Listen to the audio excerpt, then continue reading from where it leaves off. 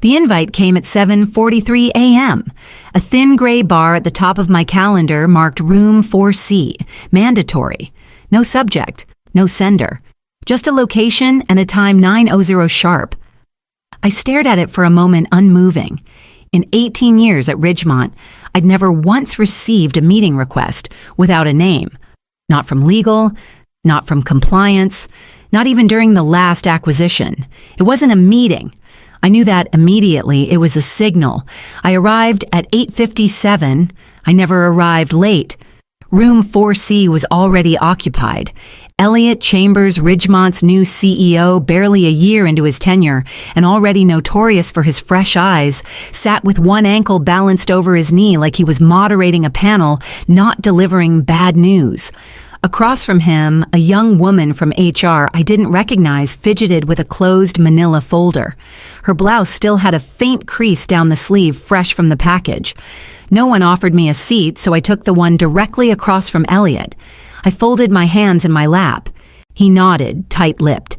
"Maris," he began, "thank you for coming on such short notice." As if I had a choice. "We've been conducting a realignment looking at where we're going long-term. You've been an incredible part of Ridgemont's foundation, but your role is no longer aligned with the company's forward strategy." He used the tone people use at memorial services. Soft, performative grief. I nodded once. I didn't ask questions. "There will of course be a generous severance package," he added, "and the transition team will ensure everything moves forward smoothly." My eyes didn't leave his. He blinked. No mention of the 21 million German renewable logistics contract I'd closed last week, written in legal German, negotiated over 6 months of evening calls with 3 regional ministers. No mention of how Berlin's transport consortium required that all future amendments include the original liaison me, or that the clause had been approved by their general counsel just 2 days ago. I reached for the envelope the HR woman finally slid across the table. My name was typed in 11-point Arial. Elliot exhaled through his nose. "We appreciate your service." I stood without responding, nodded once, walked out. The hallway smelled of lemon floor polish and new carpet glue. Down the corridor, someone laughed inside a glass-walled breakout room. I walked past them without turning. I didn't need to look back to know they had no idea what they'd just done. I placed the envelope on the entry table without opening it. Its weight was unimpressive, 6 sheets maybe. Severance terms, tax forms, legal signatures. Nothing inside could tell me anything I didn't already know. Nothing inside could undo what had just happened. I took off my blazer, hung it on the hallway hook, and slipped off my shoes. The quiet of my apartment wrapped around me like a familiar coat. No hum of conference calls, no ping of Slack, just the old radiator ticking in the corner and the faint smell of chamomile from the tea bag I'd forgotten to throw away that morning. I didn't sit. I walked to the shelf in the back room and ran my fingers along the spines of the binders, Nordrhein contracting Stuttgart memorandums, Munich legal addenda. Each one labeled in black marker, worn just enough to show use, but not neglect. I pulled them down one by one, stacking them on the rug. Some hadn't been opened in years. Others I'd touched just last week. I slid the rubber band off a thick folder labeled 2012 Bonn Infrastructure Negotiations. Inside were annotated faxes, printouts of email threads, a napkin with a phone number scribbled in blue ink, and a note Vogt prefers formal, see not do cultural boundary, do not cross. No one had asked me to write that. No one ever instructed me to explain the difference between linguistic accuracy and diplomatic survivability. I just knew. Because if you cross the wrong line in Germany, you don't get a second chance. That's what Elliot and his restructuring team never understood. Words matter, but only when they land with the right weight in the right context delivered by someone they trust. I spent the rest of the afternoon reorganizing, not sorting for storage, but for readiness. This wasn't an archive. It was a toolkit. By dusk, the floor was covered in tabs and page flags, and on top of one binder, my old Post-it remained intact. Never assume you're replaceable, but prepare for the moment they do. I picked up the Munich file and flipped to the final clause, the one Dr. Vogt had refused to sign without my input. The Munich file took me back to Berlin 2017. The conference room was colder than usual, all sharp edges and polished glass. 3 representatives from the Berlin Transit Authority sat across from us, lips pursed, shoulders squared. The meeting had gone stiff the moment the new junior counsel from our side misread a clause in the lease-to-own agreement. He'd translated Verbindliche Rahmenvereinbarung as binding template, and Dr. Vogt's expression had flattened like slate. This Vogt said, "Holding up the printed page is not acceptable." The junior looked to me, saw panic flaring in his eyes. I took the paper, gently scanned the section, and rewrote the clause by hand. My pen moved slowly, not because I doubted the language, but because I needed them to see the care. I adjusted one verb and repositioned the phrase to reflect not just legality, but respect. When I passed it back, Vogt read it silently, then nodded once. This, he said, "Tapping the corner is Frau Feldner's work. We do not negotiate in English when she is in the room." He never looked at anyone else after that. I was no longer the quiet support at the edge of the table. I was the table. Back at Ridgemont, no one asked how the deal closed after 3 months of stalled progress. No one asked how a delegation that had nearly walked out ended up expanding the project's scope by 30%. The weekly report listed the contract as finalized, and that was the end of it. I didn't push for recognition. I never had. There was a strange comfort in being essential and unnoticed at the same time, like oxygen taken for granted until it's gone. My language wasn't just German, it was nuance. It was when to pause, when to interject with mit Verlaub, when to signal a pivot with a phrase that softened resistance instead of provoking it. My job was never translation, it was navigation. I closed the Munich binder and reached for another Berlin Phase 2. I remembered the clause we'd left open, awaiting final signatures this week. I drafted it myself down to the placement of the comma. Sunday evening, I logged into the internal portal one last time. My credentials hadn't been disabled yet. Oversight or delay, I wasn't sure. The calendar view opened automatically color-coded chaos across departments. But there, unmissable, in bold red, Berlin delegation. Final signing 9:00 a.m. Conference room A. They were still coming. I leaned back, watching the screen. No updates, no notes, no mention of any change. The guest list still had my name as primary contact. Dr. Vogt, 3 advisors, Ridgemont executive team. I scrolled through the prep file, the same one I'd built from scratch, seating chart dietary needs, presentation flow translation protocols. Even the tea order was mine. Lindenblüten tea, no caffeine, steeped exactly 5 minutes. Vogt's preference for low drama mornings, he once joked. They didn't know I was gone. No one had told them. The thought hit with a cold finality. I wasn't surprised Elliot hadn't reached out to them. He wouldn't see it as necessary. In his view, the person handling logistics was just that, a person who managed calendars and called car services.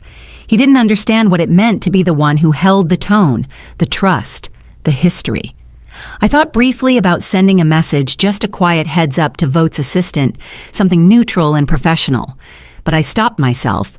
I wasn't their employee anymore, and they deserved to learn from the people who made the choice. Instead, I opened the original confirmation PDF. I reread my final email to the German team, the one I'd sent last month, confirming agenda points, noting that I'd be present for final semantic review. The last line still sat there, untouched, looking forward to finalizing our long-standing collaboration together. I closed the laptop gently. The sun had dipped low enough that the window reflected nothing but the soft gold of late evening. I didn't need to be there for tomorrow's meeting. My absence would do the speaking. In the quiet, I walked to the kitchen and poured water into the kettle.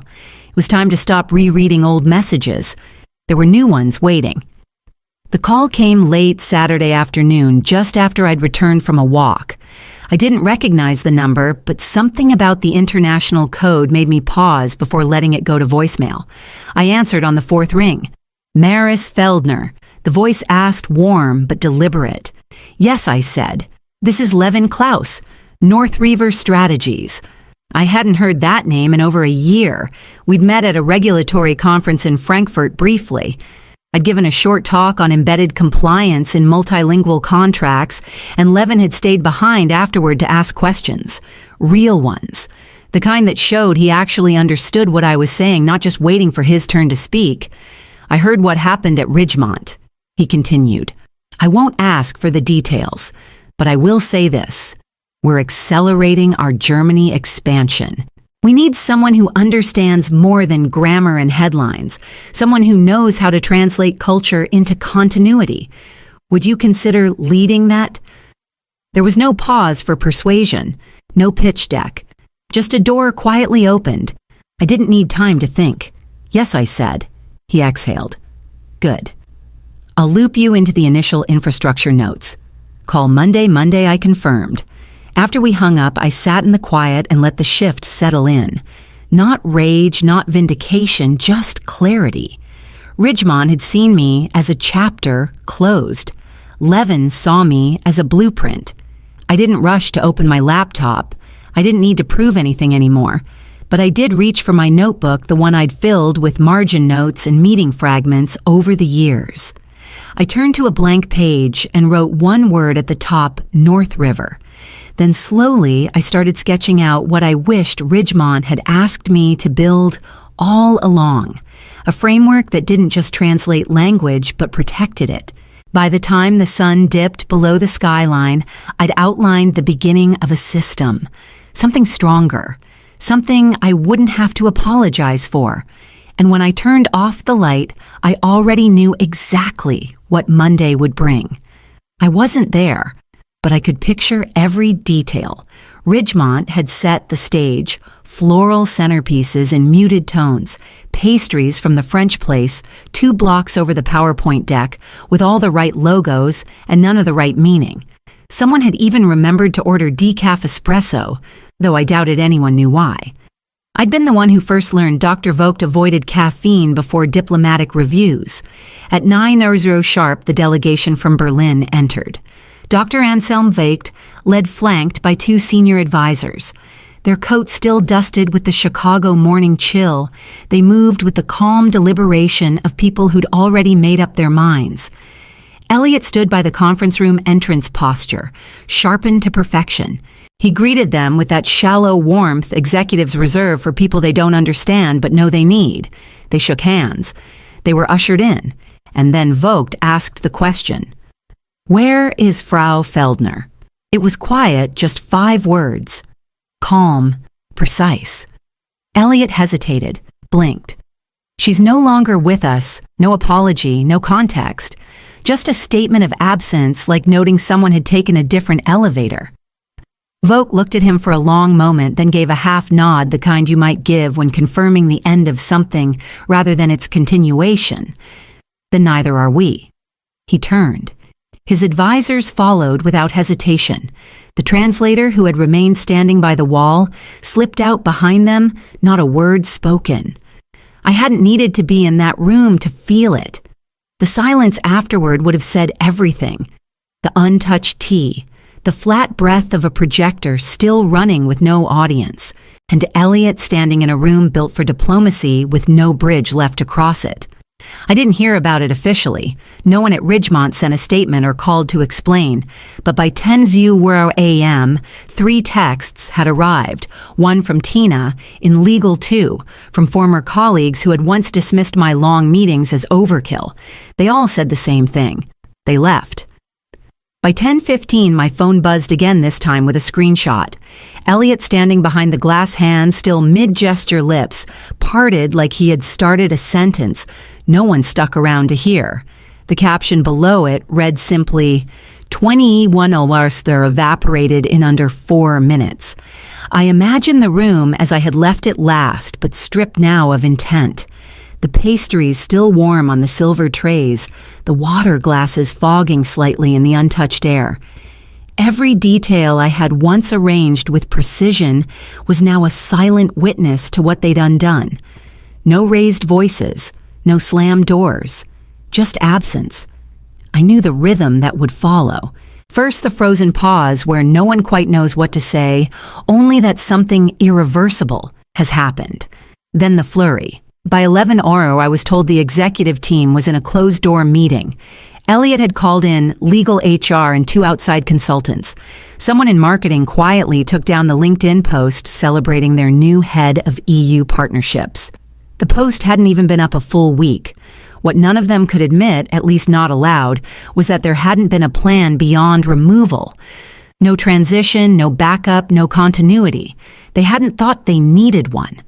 That's always the danger when the work someone does is seamless. You think it's easy because it never fails. You think it's replicable because it's quiet. But the absence wasn't quiet anymore. It was thunderous.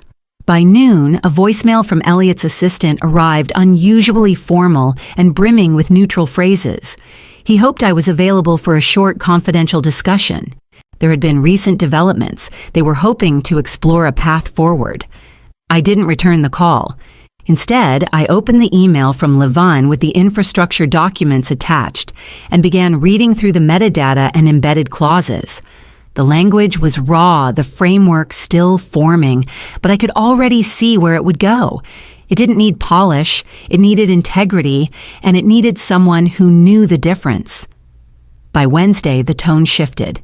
The emails came more frequently, more carefully worded. Elliot's name finally appeared in the sender line, but never alone. Always CC'd with someone from legal or a senior manager I hadn't spoken to in years. They framed it as reconnecting, as preserving continuity, as honoring your institutional knowledge. But none of it sounded like respect. It sounded like panic. On Thursday, they used the phrase consulting flexibility. That was new. They offered options, asked for timelines. Perhaps a hybrid model, one message suggested. We'd be open to short-term engagements tailored to your expertise. I didn't answer directly. My attorney did. The response was 2 pages, professional, clean, unemotional. It listed the conditions in simple bullet points. Triple my previous rate, no internal meetings, no onboarding or handover, remote access only, 90-day sunset clause with no renewal. They agreed within 48 hours. There was no negotiation, no red line edits, no counteroffer, just a formal reply accepting every term and a digital contract returned with signatures by close of business Friday. The speed told me everything. Meanwhile, Levin had looped me into North River's first round of strategic briefings for the merger opportunity. He didn't say who the target was, but I didn't need to ask. The documents made it obvious. It was Ridgemont's former German client base, the very accounts they were now scrambling to stabilize. I kept my focus clean. North River didn't ask for loyalty. They asked for accuracy. They trusted me to lead, not just follow instructions. And Ridgemont. They would get what they paid for, a sterile, limited arrangement tightly scoped. I would review translation clauses, advise on regulatory exposure, deliver assessments. Nothing more. No meetings, no transition plans, no training for my replacement. I didn't want a seat back at their table. I was designing my own. When the signed agreement hit my inbox, I filed it in a folder labeled Containment Not Collaboration. Then I poured myself a glass of water and turned back to the proposal from North River's legal team. There was a section on multilingual assurance standards they wanted me to refine. I had just the clause for it. 3 weeks passed before the ripple made its way back to me. I wasn't looking for it, but it found me anyway through a forwarded email buried beneath 2 lines of pleasantries from a former colleague who'd once laughed at my color-coded briefing tabs. Ridgemont had submitted a proposal to the Hamburg Infrastructure Authority. It was a large bid, ambitious. They listed deliverables, deadlines, pricing tiers. It was structured, branded, technically competent, but sterile. There was no liaison named, no cultural framework, no language designation, just an anonymous company stamp stretched across the header. Dr. Vogt responded personally. The email was short. It didn't bother with emotion or explanation. We do not proceed without Frau Feldner. That was it. I read the line twice, then closed the message without forwarding it. I didn't need the reminder. but it came like a page from a book I'd once written, now quoted back to me without irony. At North River, I was finalizing a different contract, this one with a consortium in Zurich. I adjusted a preamble to reflect recent regulatory shifts and inserted a clause clarifying bilateral expectations on communication cadence. At the bottom of the page, I initialed the section FINA 3.4a. I never signed full names on working drafts, but clients started recognizing those initials. They asked for clauses in Feldner format. They wanted phrasing that didn't just pass legal, it passed honor. I didn't post about the rejection Ridgemont received. I didn't send it to Levin or add it to my case studies. I just kept working. Because at some point, you stop needing proof. You stop needing the echo of old institutions to validate your choices. Your value starts to speak in signatures, in clauses no one else would think to write, in meetings that start with the sentence, "We were told you're the one who makes these things actually work." And as I saved the Zurich draft and marked it for final review, my inbox pinged again with a request from Dr. Volt's office to begin a new round of development. This time, they didn't ask if I was available. They asked when I could begin.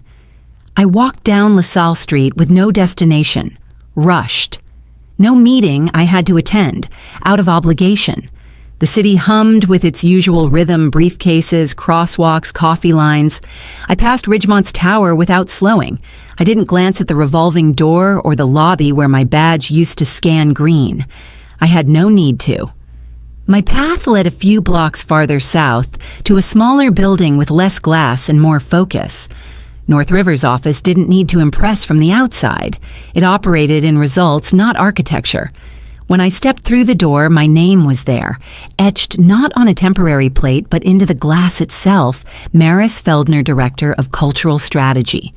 No ceremony, no title inflation, just precision, just truth. Inside, I was greeted by colleagues who didn't ask me to prove my relevance. They asked for insight. They asked for nuance.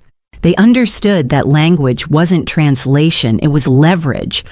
I'd never written a public post about what happened, never hinted at bitterness or loss. I didn't leak the emails. I didn't correct the version Ridgemont surely told themselves.